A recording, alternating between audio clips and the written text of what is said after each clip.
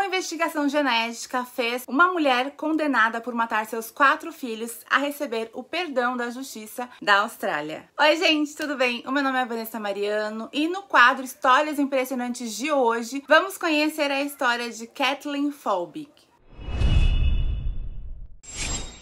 Kathleen, que já foi chamada de a pior assassina em série da Austrália, foi perdoada após passar 20 anos na prisão, depois que novas provas científicas indicaram que ela não teria matado seus filhos. Imagina você passar 20 anos presa sendo inocente. Inclusive, gente, eu quero criar aqui no canal uma playlist só com casos de pessoas que foram condenadas injustamente. Se vocês gostarem da ideia, deixa um comentário aqui embaixo, que tem muito tema, tem muito caso assim realmente de pessoas que foram condenadas injustamente. Mas bora pra história e vamos começar do começo, né, gente? Kathleen nasceu em 14 de junho de 1967 na região de Nova Gales do Sul, na Austrália. Ela é filha de Thomas John Britton e Kathleen May Donovan. Seu pai, Thomas, era um criminoso e um homem muito bruto. Com as mulheres, ele era ainda pior. No seu primeiro casamento, ele chegou a cortar o pescoço da sua esposa, mas graças a Deus, assim, ela sobreviveu. Eles se separaram, né? E depois desse casamento, ele se casa com a Kathleen May Donovan. Sim, elas têm o mesmo nome, Kathleen. E nesse casamento, ele não era diferente, tá? Os dois bebiam e brigavam muito. Foi aí que em 8 de janeiro de 1969, quando Kathleen tinha apenas 18 meses de vida, seu pai começa a discutir com a sua mãe no meio da rua e ela sai dizendo que vai embora e ele vai atrás dela e simplesmente desfere 24 facadas na mãe da Kathleen, que morre na hora. Após esfaquear ela, ele disse: "Sinto muito, querida", enquanto embalava o corpo ensanguentado da esposa e ainda completou: "Eu tive que fazer isso". Então, gente, com apenas 18 meses de vida, a vida da Kathleen já mudou aí drasticamente. Seu pai foi preso no dia seguinte ao assassinato e condenado a cumprir 15 anos de prisão. Depois, ele foi deportado para a Inglaterra. Após a prisão de seu pai, no dia seguinte, a Kathleen foi colocada sob a custódia do Estado e mandada aí para um orfanato de um casal. Em 18 de julho de 1970, ela já foi retirada dos cuidados deste casal e colocada em um outro orfanato que se chama Bidura Children's Home. Pouco tempo depois, em setembro de 1970 também, a Kathleen se mudou para a casa do senhor e senhora Marlborough, um casal que tinha uma espécie de orfanato, e eles quiseram ficar aí com a tutela da Kathleen. Eles não adotaram ela, gente, eles só ficaram responsáveis por cuidar dela, mas a responsabilidade dela era do Estado, então eles recebiam dinheiro do governo pra estar aí cuidando da Kathleen. E tem muitos casais, gente, que realmente pegam essas crianças não querendo cuidar delas, e sim por conta desse dinheiro que o governo oferece e que muitas vezes não é gasto com a criança. Enquanto ela morava lá, ela foi muito maltratada, ela apanhava de cinto e não podia nem se encontrar com seus amigos. Kathleen não foi informada de que seu pai havia matado sua mãe até 1984. Na verdade, ela nem sabia que ela era protegida pelo Estado, afinal, ela sempre acreditou que ela tinha sido adotada pelo casal, né? Mas na verdade não, ela descobriu que eles só tinham a tutela dela e que recebiam dinheiro pra isso. Então, aí no último ano escolar, Kathleen brigou com a sua mãe adotiva, ela estava se sentindo cada vez mais sufocada pelo controle dos pais. E neste momento ela decide que ela queria simplesmente abandonar a escola. Mas aí seus pais falaram que se ela fizesse isso, ela teria que ir embora de casa. Então foi isso que ela fez. Ela saiu de casa, arrumou emprego em um restaurante indiano e foi morar com o seu amigo Buckley. Uma noite, ela e o Buckley saíram para dançar e lá onde eles estavam, ela conheceu o Craig. Craig Folbig, foi daí que veio o sobrenome dela, né, quando ela se casou. Ele era um funcionário carismático e louco por carros, trabalhava em uma mineradora local e era 6 anos mais velho que a Kathleen. Ele também era de uma grande família, considerado um cara engraçado, divertido, parecia assim genuinamente carinhoso, protetor com a Kathleen. Ele era um cara encantador. Tudo parecia muito bom e rapidamente eles foram morar juntos. Em 1986, eles ficaram noivos e em maio de 1987, eles compraram uma casa no noroeste de Newcastle, subúrbio de Mayfield, em New South Wales. E em setembro do mesmo ano, eles se casaram. No casamento deles, Craig usava uma gravata borboleta azul clara e com um cravo na lapela. E Kathleen usava um tafetá branco com mangas largas. Os pais de Kathleen simplesmente se recusaram a ir ao casamento. Ou seja, eles não tinham nenhum amor, nenhum comprometimento com a filha. Eles realmente só queriam dinheiro dela, né? Aí, então, em setembro de 1987, eles se casaram. E em 1º de fevereiro de 1989, eles tiveram seu primeiro filho chamado Caleb Gibson Phobin. Caleb, ele nasceu um bebê saudável, porém ele foi diagnosticado com laringomalácia, que é a causa mais comum de estridor em lactantes e anomalia laríngea congênita mais frequente. O estridor é um som ofegante durante a inalação, resultante de uma obstrução parcial da garganta, da faringe, né? Da caixa de voz, que é a laringe, ou a traqueia. Seu médico disse que ele tinha a laringe preguiçosa, então ele respirava ruidosamente. Porém, segundo seu pediatra, seu caso era leve e que seria algo assim que ele acabaria superando. Em 20 de fevereiro de 1989, a Kathleen colocou o Caleb para dormir em um quarto ao lado do quarto do casal. E durante aí a noite, Caleb se mexeu da meia-noite até as 2 da manhã. Foi aí que, às 2h50 da madrugada, Craig, o esposo, foi acordado pelos gritos de socorro de sua esposa. Ele então se levanta e corre para ver o que estava acontecendo. E quando ele chega ao quarto, ele vê Kathleen inclinada sobre o berço, gritando: "Meu bebê, algo está errado com o meu bebê." Caleb, gente, já estava morto e tinha apenas 20 dias de vida. Então, após o socorro ser prestado e a morte constatada, foram investigar aí, fazer uma autópsia e deram aí como causa da morte uma síndrome chamada de síndrome da morte súbita infantil, também conhecida aí como a morte de berço. Por definição, essa síndrome é a morte repentina de uma criança com menos de 12 meses de vida, sem causa aparente. Mesmo após a investigação do caso, não se encontra quadro clínico de doença ou possíveis causas para explicar o óbito. Simplesmente o coração para e a criança morre do nada e sem explicação. Vou deixar para vocês aqui uma imagem para vocês verem as principais medidas e recomendações médicas para prevenção da síndrome da morte súbita infantil. Então, para quem tenha interesse, é só você pausar o vídeo, printa, né, e depois você pode ler com mais tranquilidade, caso seja aí do seu interesse. O casal, claro, ficou muito triste com a perda do seu filho, do seu primogênito, né? Mas a vida aí continuou, a vida seguiu. Então, no ano seguinte, em 3 de junho de 1990, Kathleen dá à luz ao seu segundo filho, que recebeu o nome de Patrick Allen Phobin. Craig, o pai da criança, pediu o afastamento de 3 meses do seu trabalho para poder estar ajudando aí a cuidar da sua esposa e do seu filho recém-nascido. Após a primeira perda, Kathleen, ela ficou muito receosa de ficar sozinha com o bebê. Foi aí então que em 18 de outubro de 1990, Kathleen colocou o Patrick na cama. Craig até foi lá checar, ver o bebê, se ele realmente estava bem, se ele estava dormindo, se estava tudo certo. Porém, durante a madrugada, ele é novamente acordado, mais uma vez aí pelos gritos da sua esposa. Ele corre até o quarto do bebê e encontra ela lá perto do berço do bebê. E quando ele chega, ele notou que a criança não respirava. Ele tentou reanimá-la fazendo aí as manobras de ressuscitação cardiopulmonar, até que os oficiais da ambulância chegaram às 4h41 e levaram Patrick ao hospital. Eles notaram que o Patrick estava com problemas respiratórios,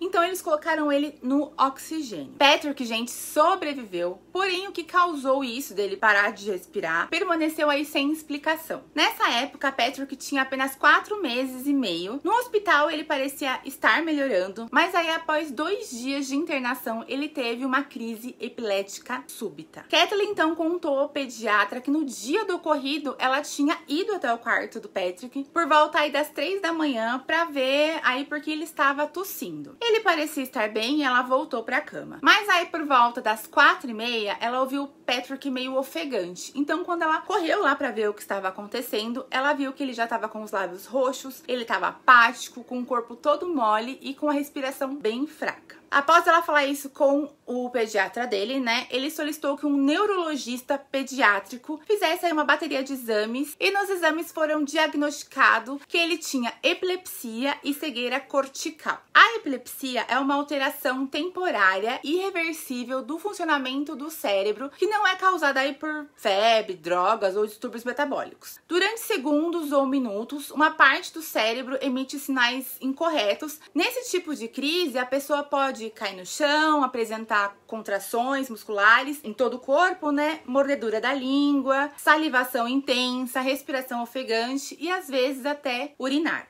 Já a cegueira cortical, ela é de fato uma perda da visão, mas sem causa oftalmológica aparente. E com a pessoa mantendo uma resposta normal aos reflexos pupilares à luz. A forma completa é causada normalmente por lesões nos lóbulos occipitais dos dois lados, o que acaba lesionando as áreas visuais superiores, causando um comprometimento visual cortical. Há várias causas aí, mas esse tipo de problema mais comum depois de um AVC. Então, gente, inexplicavelmente a criança teve alguma coisa que ninguém sabia o que era e o bebê ficou assim. A partir desse momento, foi descoberto essas duas doenças nele, né? Após isso, Kathleen acaba ficando muito mal. Ela não queria mais cuidar da criança. Às vezes, ela deixava o Patrick com a sua cunhada, né? Com a irmã do seu esposo, que se chamava Carol. Ou, muitas vezes, com o seu vizinho. Sempre fugindo aí da responsabilidade de cuidar do bebê. Seu marido percebeu que ela não estava bem e queria entender o que acontecia com a sua esposa. Então foi aí que ele encontrou um diário da Kathleen, aonde ela escrevia muitas coisas do seu dia a dia e principalmente os seus sentimentos, e nele ela escreveu que achava que o seu marido e o seu filho ficariam melhor sem ela. Depois de ler isso, o Craig, ele pede para que a sua irmã, a Carol, que ela ajude ainda mais a cuidar do seu filho, né? A dar mais atenção, ajudar um pouco mais a Kathleen. 4 meses depois disso, em 13 de fevereiro de 1991, por volta das 10 da manhã, Kathleen telefonou para o marido que estava no trabalho e disse: aconteceu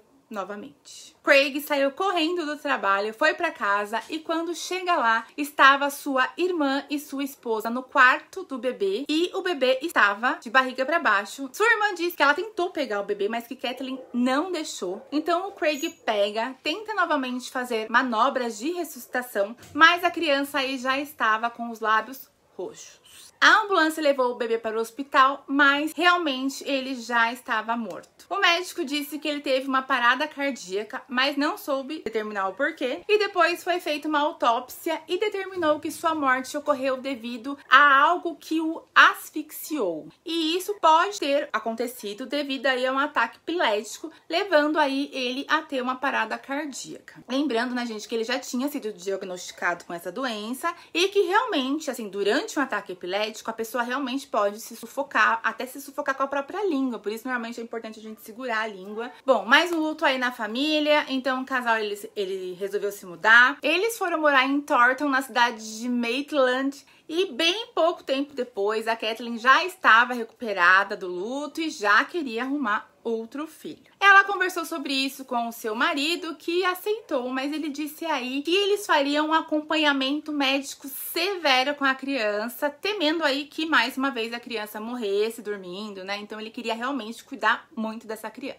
Então, em 14 de outubro de 1992, Kathleen dá à luz a sua primeira menina, que se chama Sarah Kathleen Phoebe. Como o pai de Sarah já havia dito, eles levaram a menina em vários médicos e queriam saber se ela realmente estava saudável. E não estava, gente. Sarah, ela foi diagnosticada com apneia do sono, distúrbio grave em que a respiração para e volta diversas vezes aí, enquanto a criança está dormindo, né? Então a Sarah precisava tratar disso. Seu médico deu um cobertor para um monitoramento da apneia do sono, mas este monitoramento, muitas vezes ele era impreciso, frequentemente dava alarmes falsos. Então a Kathleen achou que o bebê, que a Sarah, estava bem, que ela não precisava usar mais o cobertor, né, de monitoramento e que não corria risco aí de morte súbita. Então ela parou de usar o cobertor, gente. e ela fez isso em torno de 2 ou 3 dias antes da morte da Sarah. Então, só pra vocês verem aí como tudo corrobora para a culpa da Kathleen. Como ela decide por conta própria parar este monitoramento da sua filha diante aí de uma doença tão perigosa que é a apneia, né? Mas aí tudo parecia bem, até que Sarah pegou um resfriado e estava tendo problemas para dormir. Seu pai decide colocá-la para dormir em um berço do lado da cama do casal. Quando foi por volta de 1h30 da manhã do dia seguinte, né, de 29 de agosto de 1993, Craig acorda novamente com gritos da Kathleen e ele vê que nem a esposa nem a filha estavam mais no quarto. Ele olha para o corredor, vê que a luz do quarto da criança está acesa, então ele corre em direção ao quarto e ele encontra Kathleen na porta do quarto e Sarah estava deitada na cama imóvel. Eles então chamaram a ambulância, mas eles tentaram aí fazer a ressuscitação, mas aí infelizmente a Sarah também havia falecido. Na autópsia foi verificado pequenas abrasões perto da boca da Sarah. Seus pulmões apresentavam uma hemorragia petequial, congestão e edema, todos fenômenos consistentes com morte por asfixia, causada pela aplicação de uma força leve. Uma úvula descolada também foi observada, mas foi descartada aí como causa da morte. O laudo da autópsia então saiu com o resultado de que a morte foi devido a causas naturais desconhecidas.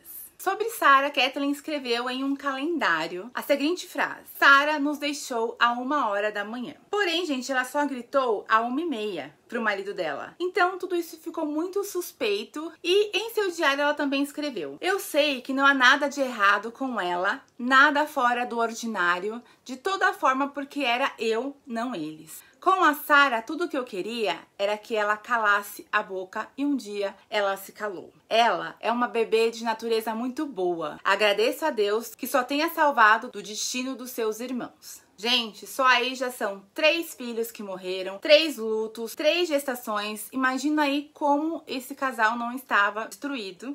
Neste momento, Craig ele começa a desconfiar de sua esposa, principalmente por tudo que ele lia nos diários dela, né? Mas aí aos trancos e barrancos eles permaneceram juntos. Após aí a morte de Sarah, eles decidem se mudar mais uma vez e agora eles foram para Singleton em Hunter Valley, uma popular área produtora de vinho ao norte de Newcastle. Já fazia 2 anos que o casal tinha se mudado e aí Kathleen queria mais uma vez engravidar pela 4ª vez, né? Então aí em 7 de agosto de 1997, ela dá à luz a mais uma menina que se chamaria Laura Elizabeth Folbig. Testes extensivos mostraram que Laura tinha apneia leve, mas sem distúrbios genéticos, bioquímicos ou metabólicos. Então, eles instalaram um monitor do sono no quarto da bebê que armazenava informações que eram posteriormente baixadas pelo telefone da irmã Margaret Turner do Westmead Children's Hospital. Esse monitor também apresentava regularmente alarmes falsos. Craig, desconfiado aí que Kathleen não estava usando o monitor, confrontou ela e ela garantiu que ela estava sim cuidando de Laura, mas que aquela máquina a deixava muito louca. Então esse monitor era para controlar a apneia da Laura, que é isso dela simplesmente do nada parar de respirar e voltar. Então eles faziam esse monitoramento para ver com que frequência isso ocorria, até para decidir o tratamento dela, né? Mas a Kathleen falou aí que o barulho a incomodava muito. Craig continuou desconfiado sobre o uso correto, né, do monitor, e com o tempo o relacionamento dos dois mais uma vez começou a ficar ruim. Desta vez, Kathleen começou a passar os dias na academia e as noites com seus amigos. Em seu diário, ela escreveu: acho que Laura é linda comparada a Sarah. Ela era fofa, mas Laura tem uma aparência especial. Sarah tinha uma aparência infantil. Laura tem traços femininos definidos. São giz e queijo. E, sinceramente, também não lidaria com uma outra Sarah. Ela salvou sua vida sendo diferente. Então, gente, realmente o que ela escrevia dava muito a entender como ela se sentia com relação aos seus filhos e também com relação aí à maternidade, né? Mas aí tudo ficou bem por volta de 19 meses, até que Laura pegou um resfriado, como a sua irmã Sarah. Kathleen, então, deu à filha o medicamento prescrito aí para essa gripe. Nos 2 dias antes da morte de Lara, a Kathleen, ela estava tomada pela raiva e frustração que chegou à violência física contra Laura. No dia 27 de fevereiro de 1999, dia da morte de Laura, Kathleen levou Laura ao local de trabalho do Craig após sair aí da sua aula de educação física, provavelmente academia, né? E depois voltaram para casa às 11h30. Por volta das 12h14, uma ambulância foi chamada e os oficiais da ambulância encontraram Kathleen chorando, tentando aí fazer a manobra de ressuscitação em Laura, que estava deitada sobre a mesa da cozinha. Laura estava quente ao toque, mas não expirava e não tinha pulso. Os oficiais da ambulância tentaram, sem sucesso, ressuscitá-la. Laura estava morta e, ao contrário de seus irmãos, considerada muito velha para ter aí morrido de SIDS, que é aí a sigla para Síndrome da Morte Súbita Infantil. Então, após exames, sua morte foi dada como indeterminada, o que levou aí a eles decidirem fazer uma investigação policial. E essa última, principalmente, não tinha como eles falarem que era pela síndrome da morte súbita, porque a criança já não tinha mais idade para isso. Normalmente, isso pode ocorrer até os 12 meses. Então, isso não era a causa. Então, eles falaram assim, ó, peraí, alguma coisa tá errada. Eles solicitaram uma investigação mesmo sobre o caso. Quando o sargento detetive Bernard Ryan foi designado para investigar a morte da Laura, ele começou aí a investigação entrevistando a Kathleen e o Craig, né, que eram os pais da criança. Quando ele soube que Laura era a quarta criança a morrer de maneira semelhante, ele já tinha aí em mente que aquelas mortes não eram naturais e possivelmente eram assassinatos. Após a morte de Laura, o casal se separa. Kathleen, ela decidiu se mudar sem levar praticamente nada da casa. E aí um dia o Craig tava limpando, arrumando a casa, e quando ele vai ver uma gaveta ao lado aí da cama, ele encontrou mais diários de Kathleen e que, segundo ele disse mais tarde, né, no tribunal, o que ele leu o fazia querer vomitar. Então, ele pega esses diários e leva direto para a polícia. Chegando lá, ele diz aos policiais que já tinha uma estranha suspeita de sua agora ex-esposa, que ela tinha aí algo a ver com as mortes, mas depois de encontrar esses diários, suas suspeitas se tornaram terrivelmente reais. O detetive Ryan descobriu que Kathleen manteve diários assim a maior parte da sua vida, mas que alguns ela já havia jogado fora e os que o Craig achou, provavelmente ela deve ter esquecido. Suas anotações mostravam uma mulher dilacerada por emoções confusas. Por um lado, ela queria que seus filhos provassem que ela podia, assim como outras mulheres podiam, ser mãe, e descreveu a sensação de ter um filho crescendo dentro dela e impaciente pelo nascimento. Por outro lado, ela também escrevia sobre suas frustrações de ser mãe, incluindo aí sua incapacidade de amamentar, coisa que aconteceu aí em todas as tentativas com seus filhos, ela teve essa dificuldade. Ela também escreveu sobre o ressentimento que ela sentia após cada parto, quando as atenções se desviavam dela para o novo bebê, né? Descrevendo como um sentimento de abandono. Ela se sentia da mesma forma de quando ela era criança. Ela escreveu: em uma família, mas nunca me senti parte disso. Ela escreveu também sobre suas mudanças de humor selvagens e como observou os peixes nadando em um tanque para tentar se acalmar. Não sei como vou superar isso. Ajuda é o que eu quero. O que ela escrevia então revelava seus medos mais íntimos. Ela temia que Craig a deixasse. Ela se sentia ameaçada quando ele brincou com ela assim sobre seu peso. E ele sempre a rejeitava quando ela o procurava, né, para ter uma relação íntima, quando ela estava grávida. Então, a certa altura, quando ele rejeitou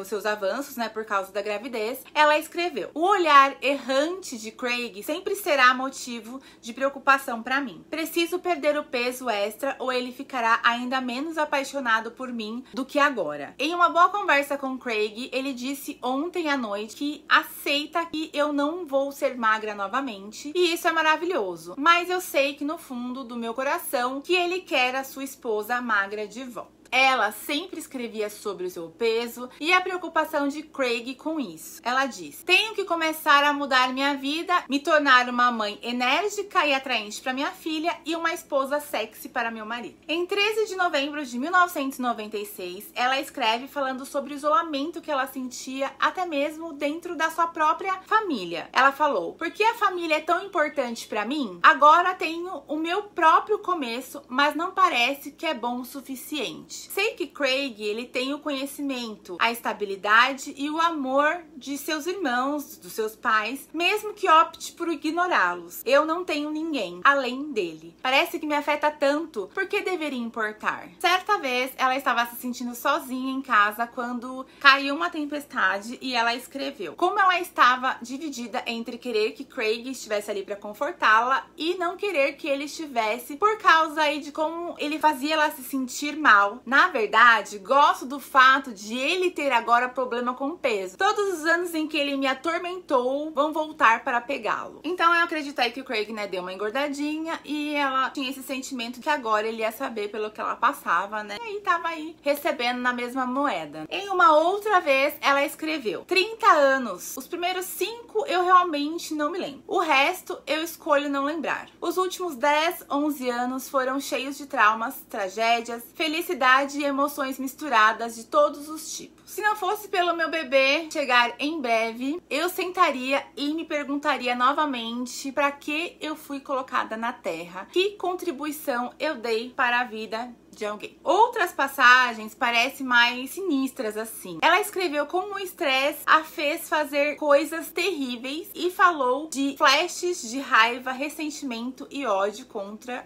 os seus filhos. Os diários também indicaram que ela não tinha controle sobre sua depressão e sentimentos de ressentimento. Ela escreveu sobre querer acordar o marido e pedir ajuda. No dia 11 de junho de 1997, às 9h45 de uma quarta-feira, ela escreve: meu cérebro tem muita coisa acontecendo, memórias não armazenadas e não lembradas, apenas esperando. Deus ajude o dia em que elas aparecerem e eu me lembrar. Esse será o dia para me trancar e jogar a chave, algo que tenho certeza que acontecerá um dia. Em outras passagens do diário, ela falava como se sentia como mãe. Eu me sinto a pior mãe do mundo, com medo de que ela, Laura, me deixe agora, como Sarah fez. Eu sabia que era temperamental e cruel às vezes com ela, e ela saiu com um pouco de ajuda. Claramente, Kathleen tinha aí problemas psicológicos devido aí à sua trágica infância, todo o abandono e negligência que ela sofreu. Depois disso tudo, né, ela continua em busca de ter uma família, né, sempre foi o desejo dela. E ela pensou que se casando, ela se sentiria finalmente pertencente a uma família. Mas, gente, as gestações, elas mexem realmente muito com o psicológico da mulher. Tem o puerpério, tem aí a depressão pós-parto. E ainda perder todos os filhos, ter uma aparência julgada pelo próprio marido, né, falando que ela tá gorda. Visto aí que o seu corpo mudou justamente porque ela pariu os filhos do cara, né? Mas sempre das pessoas florirem muito a maternidade, né, e realmente não falar como de fato ela é. E ela é muito difícil, principalmente pela desregulação hormonal e principalmente eu acho que deve ter muitos sentimentos aflorados. E nos diários ela tentava expor, mesmo que de uma forma aí um pouco estranha, né? Bom, então eu li várias passagens pra vocês de coisas que continham nesses diários, né, que o Craig entregou pra polícia. Então aí o processo continuou, buscando provas aí sobre a Kathleen. Então, o detetive Ryan levou 2 anos para montar um caso que os promotores poderiam julgar como uma boa chance de condenação. Em 19 de abril de 2001, Kathleen foi presa em sua casa sob custódia e acusada de assassinar seus 4 filhos. Did you kill Caleb?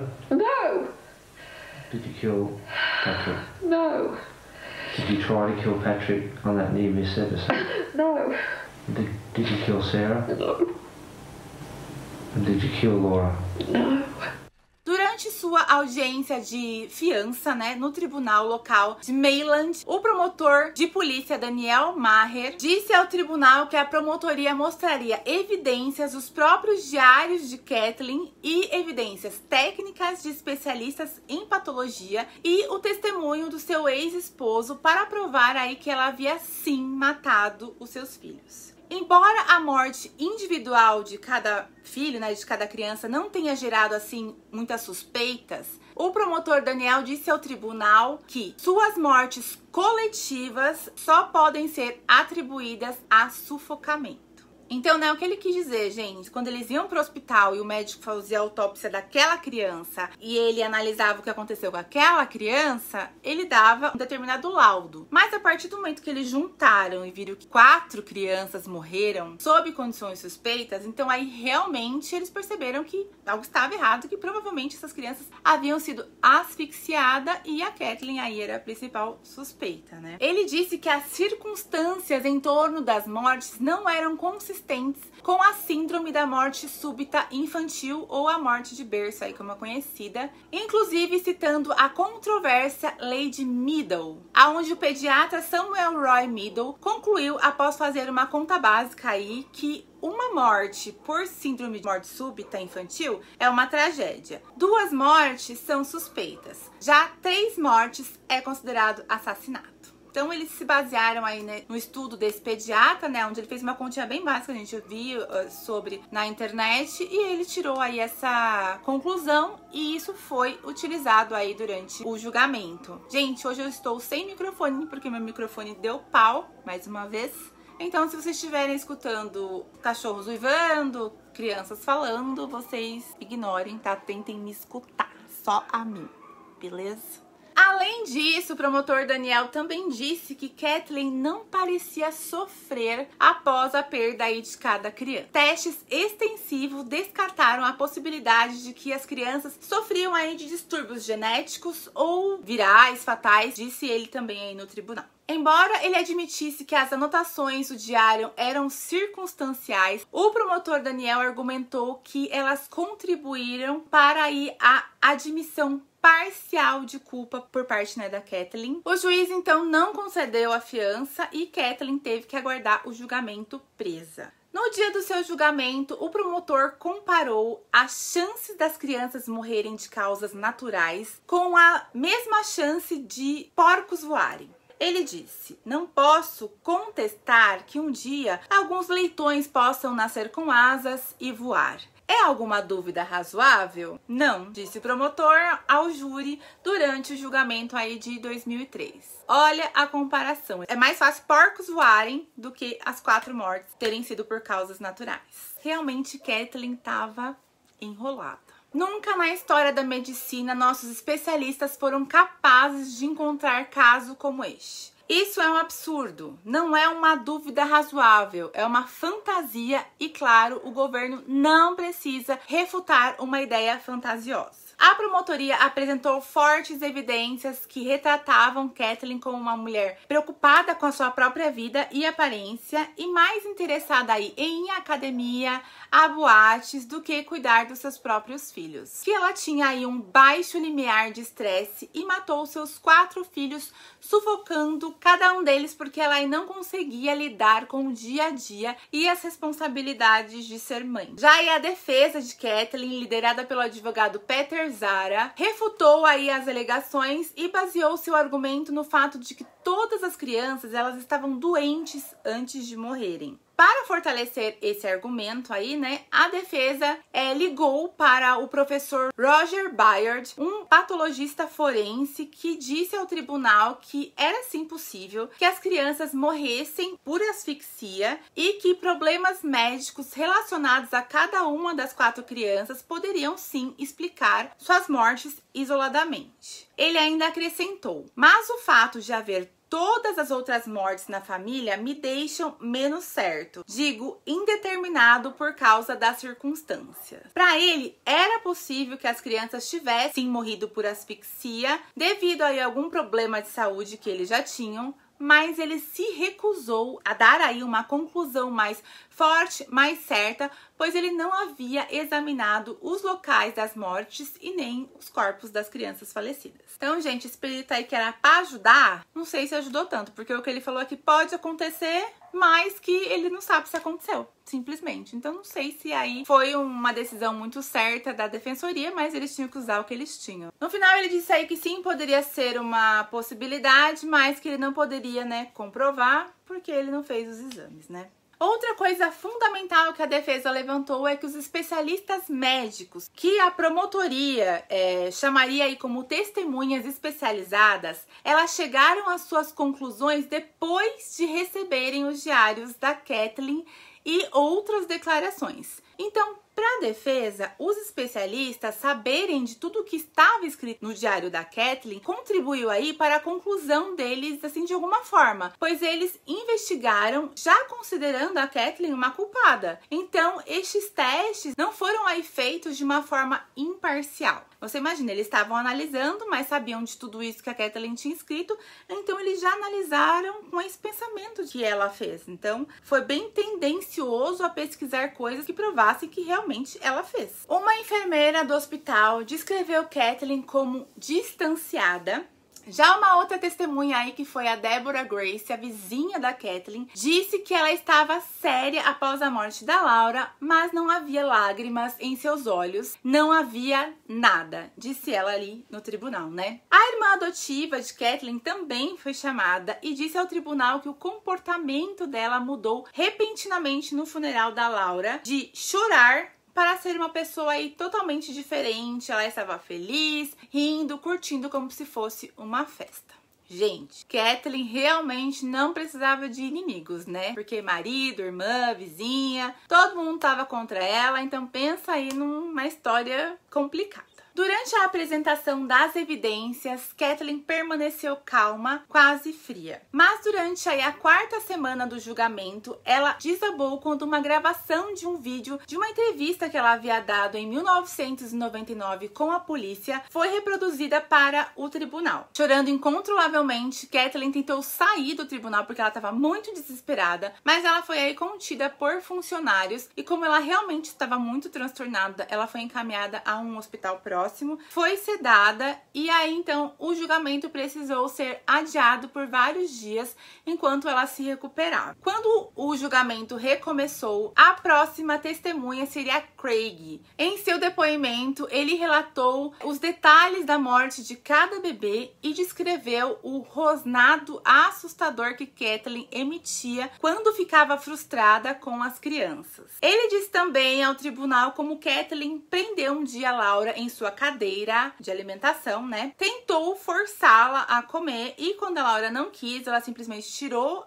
a menina da cadeira e ele fala que ela jogou a criança no chão. Eu acho que não deve ter, tipo, jogado, colocado no chão assim de uma forma mais brusca e falou: vá para a p*** do seu pai. Várias horas depois, Laura estaria morta. Então aí, 21 de maio de 2003, 2 meses após o início do julgamento e a apresentação das provas, os advogados de ambos os lados concluíram aí as suas declarações finais e o juiz ordenou que o júri se retirasse para considerar aí o veredito. Eles voltaram em menos de 8 horas e disseram ao tribunal, que estava silencioso, que haviam chegado a um veredito. Eles consideraram então Kathleen Megan Folbig culpada pelo assassinato dos seus 4 filhos. Enquanto o veredito era lido, Kathleen desabou, ela se virou para trás, né, para olhar sua irmã que assistiu o julgamento e depois ela abaixou assim, colocou a cabeça nas mãos. Após isso, ela foi levada para o Centro de Detenção Feminina de Mulawa, onde foi colocada em isolamento protetor, pois, né, as mulheres da prisão têm uma visão muito negativa de mulheres que matam crianças, principalmente assim se essas crianças são os seus filhos, né? Então ela foi condenada, mas ela ainda não sabia qual seria a sua pena. Então no dia 24 de outubro de 2003, ela voltou ao tribunal para ouvir o juiz Graham Barr sentenciá-la oficialmente a 40 anos de prisão, com um período sem liberdade condicional de 30 anos. Entrevistado aí fora do tribunal, Craig Folbig caiu em prantos dizendo aos repórteres: meus humildes agradecimentos às 12 pessoas que eu nunca conheci formalmente e que hoje compartilharam a honra de ter ajudado a libertar 4 belas almas, livres aí para finalmente descansar em paz. Craig aí agradecendo ao júri por ter condenado a Kathleen. Após a sentença, os advogados de Kathleen também fizeram uma breve declaração indicando que começariam a trabalhar em um recurso assim que eles tivessem uma oportunidade. Os amigos de Kathleen disseram que não veem ela como este monstro retratado pela promotoria. Ela sempre riu muito, diz Megan Donegan, que se tornou amiga dela no 7º ano na Cotter High School e continuaram amigas até hoje. Ela completou dizendo assim: ela via diversão em tudo o que podia, provavelmente e por causa de tudo que ela passou. Billy Joe Buckley, também amigo aí do colégio, com quem ela foi morar quando saiu de casa, né, e largou a escola, a descreveu como divertida e descontraída. Ela era muito protetora e me protegia dos valentões da escola. Durante o julgamento, vários tipos de transtornos ou problemas emocionais e psicológicos foram descritos aí, demonstrando o que leva a uma mãe a tirar a vida dos seus filhos. Mas a Kathleen, ela não se enquadrava em nenhuma delas, então disseram que ela teria uma categoria própria. E essa categoria seria a de pior serial killer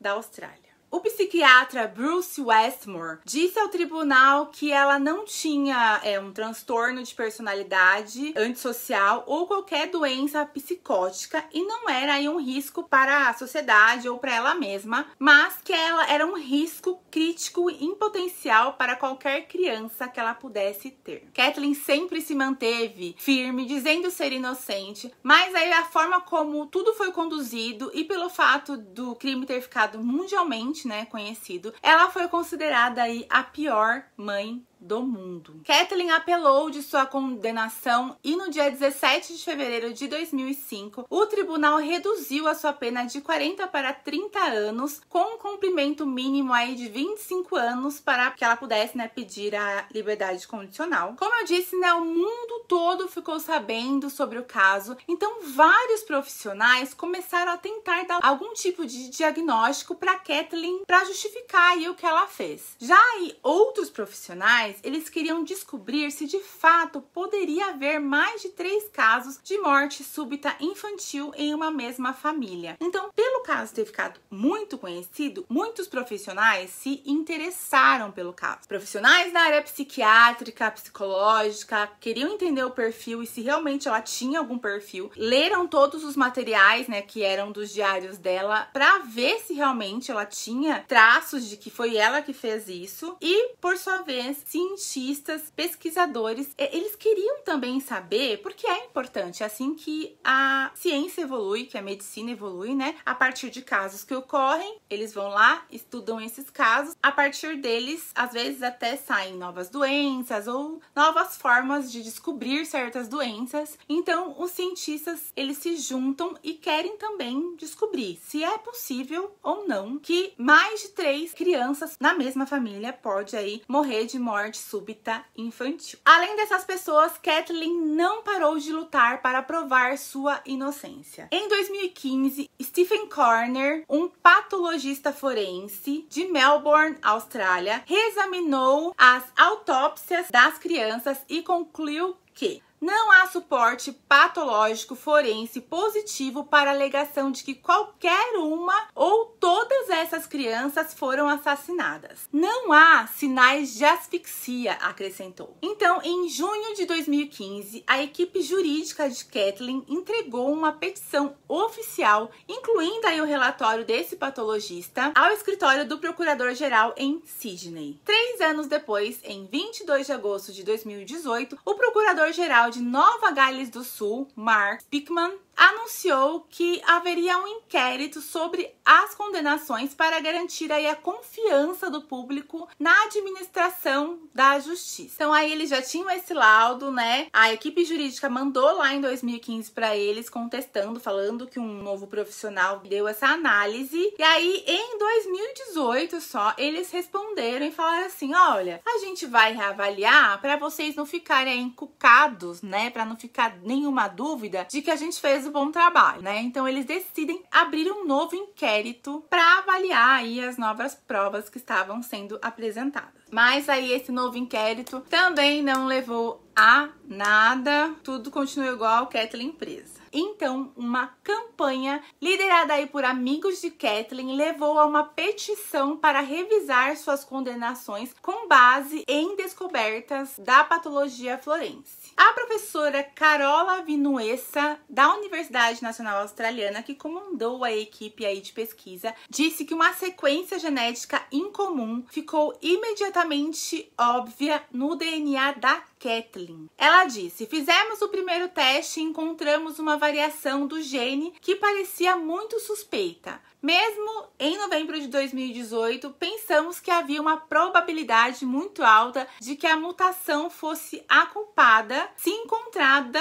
nas crianças, disse ela. Então, elas examinaram a Kathleen, viu que ela podia ter essa mutação, e se as crianças tivessem essa mutação, poderia ser a causa, da morte. Segundo Carola, havia apenas 134 casos conhecidos em todo o mundo da doença cardíaca potencialmente mortal ligada aí à mutação genética. Com todos os estudos feitos, todas as análises, 90 cientistas, defensores da ciência e especialistas médicos entregaram aí um abaixo-assinado ao governador do estado de Nova Gales do Sul, pedindo o perdão de Kathleen e sua libertação imediata.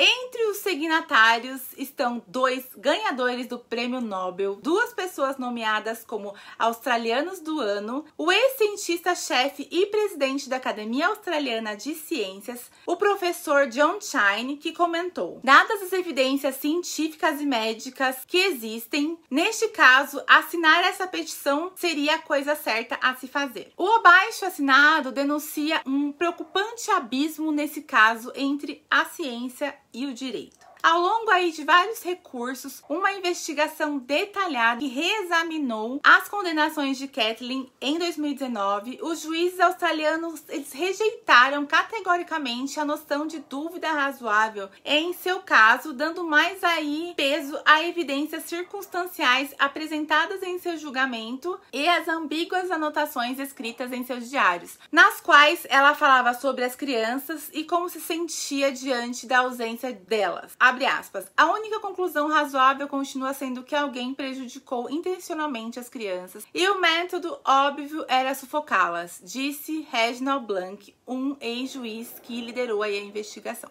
As evidências não apontavam para ninguém além de Kathleen, observou ele. O governo de Nova Gales do Sul disse ao público que há 2 anos nenhuma pedra foi deixada sob pedra, ou seja, que tudo estava certo. Mas a ciência aponta cada vez mais para que há dúvidas razoáveis sobre essas mortes. A ciência, nesse caso, é convincente e não pode ser ignorada, disse o professor Joseph Gex, pesquisador e geneticista humano. Encontramos uma nova mutação nunca antes retratada em Sarah e Laura, que foi herdada de Kathleen, disse Vinuesa. Então, em 4 de março de 2021, uma petição assinada por mais de 100 cientistas eminentes, incluindo a doutora Carola, foi publicada pela Academia Australiana de Ciências pedindo ao governador que perdoasse Kathleen, fornecendo informações científicas e médicas convincentes com explicações para cada uma das mortes. A equipe na Dinamarca, liderada pelo professor Michel Tolf Overgaard, conduziu também experimentos projetados para testar a patologia dessa variante, e eles constataram também que os efeitos da mutação da Kathleen, do gene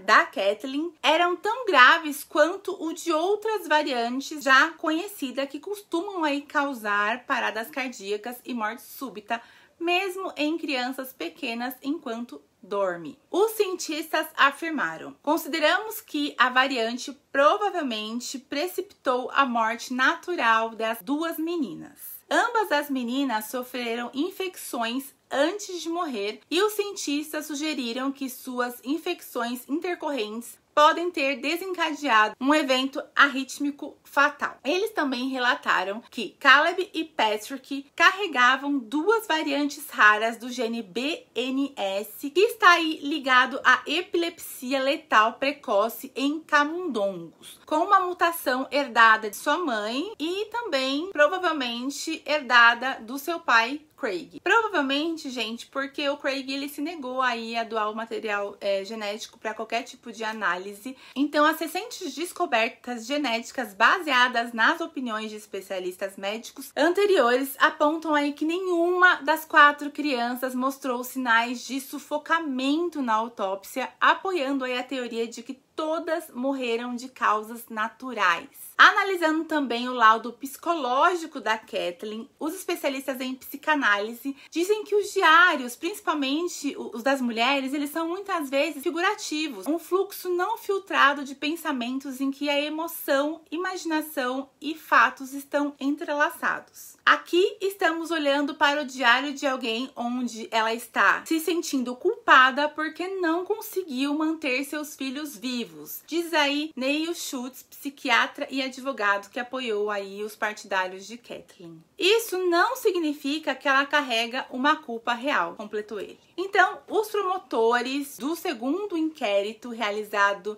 em abril deste ano de 2023 reconheceram a existência de dúvidas razoáveis sobre a culpa de Kathleen. Mas nesse novo inquérito, comandado aí pelo juiz aposentado Tom Bathurst, os promotores aceitaram que a pesquisa sobre as mutações genéticas mudou a compreensão sobre a morte das crianças. Então, na segunda-feira, dia 5 de junho de 2023, o Procurador-Geral do Estado de Nova Gales do Sul, Michelle Dowley, disse que Bathurst havia concluído haver dúvidas razoáveis sobre a culpa de Kathleen. Com o resultado, o governador de Nova Gales do Sul assinou um perdão total e ordenou a liberação imediata de Kathleen da prisão. Tem sido uma provação de 20 anos para ela. Desejo-lhe paz, disse o procurador Michael Daly, acrescentando que seus pensamentos também estão com o pai das crianças, né? Antes aí, gente, de finalizar essa história, eu quero falar um pouco do Craig, né? Como que ele ficou depois disso tudo, né? Em 2006, ele deu a sua primeira entrevista, né, publicamente, e falou aí sobre a perda dos seus 4 filhos e a alegria que ele tava agora de ter uma nova família, né? Ele tinha se casado, tinha um filho. Então hoje, com sua nova família, ele se sente muito feliz e sortudo por tudo que ele passou. Ele continuou: não passa um dia sem que eu pense nos meus outros 4 filhos, anjinhos. Eu sempre vejo seus rostos. Eles estão comigo onde quer que eu vá e eu os amarei para sempre. Caleb teria hoje 17 anos. Imagina como a vida dele teria sido divertida para ele hoje. Ele sem dúvida estaria dando em cima das garotas, como todos os outros garotos, né, dessa cidade, ou talvez aí as próprias garotas estariam dando em cima dele. Uma coisa é certa, todos os 4 teriam uma boa vida. Após a morte aí chocante dos seus 4 filhos, o Craig ele tinha certeza de que nunca mais experimentaria a alegria de ser pai novamente. Tendo revivido seu tormento durante o julgamento, né, da Kathleen, ele deixou o tribunal pela última vez em 2003 e desapareceu do radar do público, recusando ofertas lucrativas para contar aí sua história. Ele disse: voltei para casa em Singleton e levei um dia de cada vez. Voltei ao meu antigo emprego como vendedor de carros. Sempre adorei o trabalho. Isso me ajudou a me virar da melhor maneira possível. Também devo muito ao povo de Singleton, que me deu espaço e me tratou sempre como sempre fizeram. Era o que eu precisava e aos poucos comecei a me reerguer. Mas a sua maior dívida é com a sua parceira Ellen, sem a qual ele disse que teria desmoronado, não ia ter conseguido. Eles se casaram em 2004 e ele disse que ela me deu o amor e o apoio incondicional quando eu mais precisei. Ela é uma pessoa incrível que até hoje sempre cuida de mim. A família dela também desempenha um papel importante. Connor terá muitos entes queridos e modelos à medida que ele crescer. Craig disse que apesar do amor da sua esposa e da sua família, ele sofreu muitas crises de depressão até 2 anos atrás dessa entrevista, né? Quando aí em um fim de semana de aconselhamento sobre o luto, organizado aí pelo grupo de apoio das vítimas provas de homicídios ajudou a mudar a sua vida. Antes daquele fim de semana, eu acordava todas as manhãs me sentindo como o Robinson Crusoe. Eu tinha entes queridos ao meu redor e ainda assim me sentia completamente sozinho, como se fosse a única pessoa que passou pelo que eu passei. No final, percebi que todo mundo em algum momento sofre a dor de perder alguém próximo. A perda, o desespero, a solidão é um sentimento do qual você acha que nunca poderá se recuperar. No entanto, quando percebi que todos passamos por isso, o Robinson Crusoe em mim começou a desaparecer. Craig disse que sentiu que sua jornada de desespero à esperança continha uma mensagem simples para os outros: as coisas melhoram. E com Ellen e Connor ao seu lado, nos próximos anos, ele acredita que a vida poderá ser ainda melhor. Sobre o perdão e a libertação de Kathleen, o ex-marido continua acreditando que ela assassinou sim seus 4 filhos, Sarah, Caleb, Laura e Patrick, entre os anos aí de 89 e 99. Embora ele respeite a decisão do perdão e libertação de Kathleen, ele concluiu: a ciência não diz que ela é uma vítima, ela não foi absolvida, disse ele sobre aí as condenações, né? O perdão incondicional, gente, não anula as condenações da Kathleen, como disse também o promotor. Essa seria uma decisão para o Tribunal de Apelações Criminais, e isso depende que o juiz Bathurst decida encaminhar, né, esse processo para a corte. E aí um processo pode levar até 1 ano para aí dizer se ela vai ou não ser inocentada. Se suas condenações forem anuladas, ela poderá processar o governo australiano e reivindicar uma indenização multimilionária. É impossível de mencionar o dano infligido a Kathleen, a dor de perder seus filhos e quase 2 décadas da sua vida trancada nas prisões de segurança máxima, disse aí sua advogada Renee Rego. A Academia Australiana de Ciências diz que o caso mostra aí a necessidade de uma reforma que torne o sistema jurídico mais sensível à ciência, que também foi aí um apelo repetido pelo advogado de Kathleen. E o próprio governo da Austrália disse que eles precisam realmente de uma reforma no sistema jurídico do país e que ele tem que seguir independente da política. Pelo que eu entendi, o sistema judicial e político são misturados.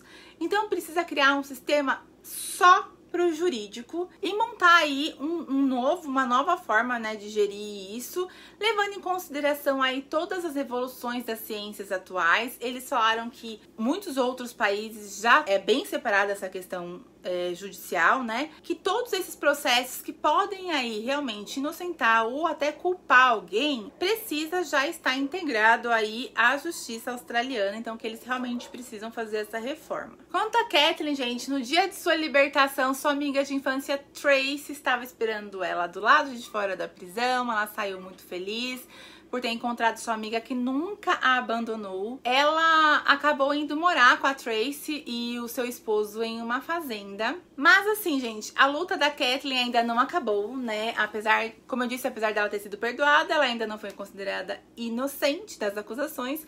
Então, seus advogados esperam que em breve ela seja aí considerada inocente e receba aí uma milionária indenização para compensar o fato dela ter passado 20 anos na prisão por um crime que ela não cometeu. Em entrevista, a Kathleen disse que nunca esqueceu seus bebês, que sente muita a falta deles e que ela os ama muito. Ela também agradeceu a todos que a ajudaram. Gente, que história impressionante. Eu não sei o que é pior, se é você ficar 20 anos preso, sendo inocente, ou perder 4 filhos, né? Ela sofreu então essas 2 coisas. Deve ter sido assim terrível, destruidor para a vida dela. Mas aí o que era sem explicação, a ciência desvendou. E finalmente agora a verdade foi esclarecida. Então, se você chegou até aqui, eu agradeço muito. O vídeo ficou muito longo. Eu já tava sem voz, sem microfone. Então, assim, se você chegou até o final, deixa um comentário falando assim: fiquei até o final. Apoie aí o canal se você puder, se inscrevendo, curtindo. Deixa também um comentário falando o que vocês acharam desse caso, o que vocês acharam aí da justiça australiana, que eles estão um pouquinho atrasados, né, gente? Na minha opinião, mas graças a esse caso e a mobilização de muitos países e de muitos profissionais, finalmente a Austrália decidiu aí corrigir esse problema. E Kathleen, vamos esperar aí que ela realmente seja aí considerada inocente, para que ela tenha a ficha dela limpa, para que ela possa viver normalmente, né? E é isso, gente. A história foi essa. Nos vemos no próximo vídeo. Um beijo. Tchau!